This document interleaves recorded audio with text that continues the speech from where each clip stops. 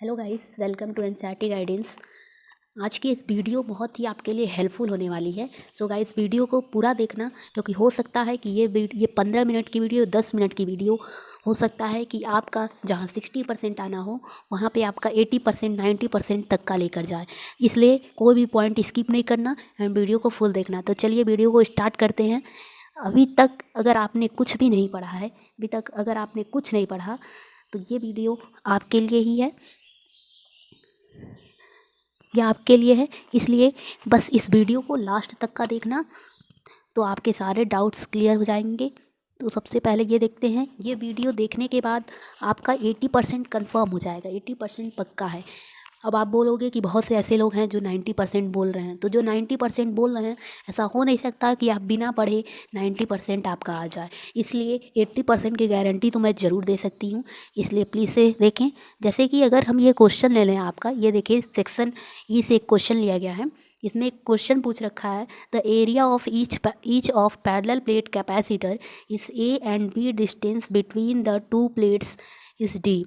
तो इस टाइप के अगर आपको क्वेश्चन दिख जाएं, अगर आपको इसके आंसर्स नहीं आ रहे हों, तो भी आप इसमें लिख सकते हैं। आप पैरेलल प्लेट कैपेसिटर के बारे में ज़रूर कुछ ना कुछ जानते होंगे, थोड़ा उसका फॉर्मूला जानते होंगे, कैसे यूज़ करते हैं, तो आप उसके बारे में लिख सकते हैं। जैसे कि अगर हम बात करें आपको, तो क्या इंपॉर्टेंट पॉइंट हैं जो आपको मेंशन करने होंगे। तो सबसे पहले किसी भी क्वेश्चन को आपको छोड़ना नहीं है। जी हाँ, बिल्कुल, आपको किसी भी क्वेश्चन को छोड़ना नहीं है। उससे रिलेटेड ज़रूर कुछ ना कुछ लिख देना है। जो भी पॉइंट आपको याद आ रहे हों, उस पॉइंट को ज़रूर लिख देना है। नेक्स्ट अगर हम बात करें, तो जैसे देखिए ये आपका पूछ लिया, derived the formula of compound microscope, और ये 5 मार्क्स में आपसे पूछ लिया। आपको कुछ समझ नहीं आ रहा है, आपको आंसर्स नहीं आ रहे हैं कि आप क्या लिखें, तो कंपाउंड माइक्रोस्कोप की आपने डेफिनेशन पढ़ी होगी। ये क्या करता क्या है, ये तो आपको पता होगा। ये इमेज को इनलार्ज करके देता है। तो आप इसके बारे में सबसे पहले इसकी डेफिनेशन लिख दें, जिससे अगर ये आपका 5 मार्क्स है तो एग्जामिनर आपको कुछ ना कुछ मार्क्स जरूर देगा। आप किसी भी क्वेश्चन को छोड़कर नहीं आएंगे। अगर आपने इससे रिलेटेड कोई फार्मूला याद कर रखा है तो उसका फार्मूला लिख दें। अगर आपने लेंस मेकर का भी फार्मूला याद किया है, लेंस का भी फार्मूला याद है, तो वो फार्मूला ज़रूर मेंशन कर दें। फोर्थ अगर हम बात करें कि अगर कोई आप फार्मूला लिखते हैं तो उससे जुड़ी सारी की सारी बातें आपको लिखनी होगी। जैसे कि यहाँ पे देखिए, E is equals to F/Q, ये आपका इलेक्ट्रिक फील्ड इंटेंसिटी का फार्मूला है। जहाँ पे अगर आपने इस तरीके से फार्मूला लिखा है, तो आपको अगर पता है E क्या होता है, F क्या होता है, Q क्या होता है, तो उसको ज़रूर मेंशन करें, क्योंकि इससे एग्जामिनर पे बहुत ही अच्छा आपका प्रभाव पड़ता है, बहुत ही अच्छा इम्पैक्ट पड़ता है। अगर हम 5th पॉइंट देखें, तो क्वेश्चन से रिलेटेड फिगर जरूर बना दें।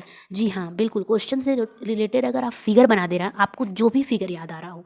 जैसे कि अगर आपने कंडक्टर का पूछ लिया, तो कंडक्टर का फिगर अगर आपको याद है तो आप कंडक्टर का फिगर ही बना दो, क्योंकि अगर आप फिगर बना दोगे तो हो सकता है वो फिगर से आपके जो है, अगर आपके 40 मार्क्स हैं तो आपको 50 मार्क्स दिए जाएंगे, क्योंकि फिगर से बहुत ही इम्पैक्ट पड़ता है। फिगर से ऐसा लगता है कि बच्चे को हाँ आता है, उसे समझ में आता है। अगर हम 6 पॉइंट की बात करें, तो एग्जामिनर को बेवकूफ़ बनाने की कोशिश ना करें। जैसे कि बहुत से बच्चे क्या करते हैं, क्वेश्चन को आगे पीछे लिख देते हैं। कभी पहला लिखा तो पहले का चौथा लिख दिया, फिर दूसरे पे आ गए, दूसरे का पहला लिख दिया। इस तरह से एग्जामिनर बहुत ज़्यादा इरिटेट होता है। तो आप कोशिश करें कि क्वेश्चन को सीरीज वाइज ही लिखें।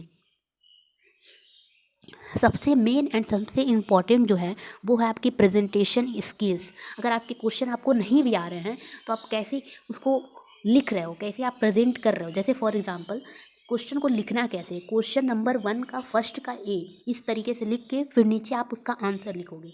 तो इस तरीके से आपको करना है, उसको अंडरलाइन कर दें। 8 पॉइंट देखें, तो एमसीक्यू क्वेश्चन के आंसर भी लिखें। जैसे बहुत से बच्चे क्या करते हैं, एमसीक्यू क्वेश्चन लिखा और फिर उसका आंसर है फर्स्ट का ए, तो बस फर्स्ट का ए लिख दिया। लेकिन आपको ऐसे नहीं करना है। फर्स्ट का ए का अगर आपका मैग्नेट आंसर है, तो आप उसको मैग्नेट लिख कर आओगे। अगर हम 10 पॉइंट की बात करें, तो कॉपी आपकी नीट एंड क्लीन होनी चाहिए। आगे का पेज आप जितना कोशिश करें आप साफ साफ लिखें और अंडरलाइन करके ज़रूर लिखें। और जैसा कि मैंने यहाँ पे ऊपर आपको बताया कि आप यहाँ पे क्वेश्चन नंबर इस तरीके से करके डालें, जिससे आपका एग्जामिनर जो है आपसे काफ़ी खुश होगा और वो आपको अच्छे नंबर देगा। 11th पॉइंट की बात करें तो पहले उन्हीं क्वेश्चन को करें जो आपको आता है। अगर आपको, बहुत से बच्चों को बिल्कुल नहीं आता है, तो बिल्कुल नहीं आता है तो आपको थोड़ा बहुत कुछ भी आता है तो सबसे पहले आप उन्हीं क्वेश्चन को करें, क्योंकि सबसे पहले एग्जामिनर जो है वो आपकी कॉपी का फ्रंट पेज ही देखता है, ना कि वो आपका लास्ट पेज से स्टार्ट करता है। तो कॉपी फर्स्ट पेज से चेक होती है, इसलिए कोशिश करें कि आप फर्स्ट पेज को एकदम अच्छे से लिखें एंड टाइम वेस्ट ना करें। सभी टॉपिक्स को ऊपर ऊपर से ही देख लें। अगर आपको नहीं समझ में आ रहा है क्या पढ़ें कैसे क्या करें, सभी टॉपिक्स को आप ऊपर ऊपर से देख लें। अगर आपको टॉपिक्स नहीं याद आ रहा है तो आप उनके डायग्राम देख लीजिए, क्योंकि अगर आप डायग्राम देखेंगे आपको थोड़ा बहुत ज़रूर हिंट मिल जाएगा कि इस डायग्राम के अंदर क्या हो क्या रहा है।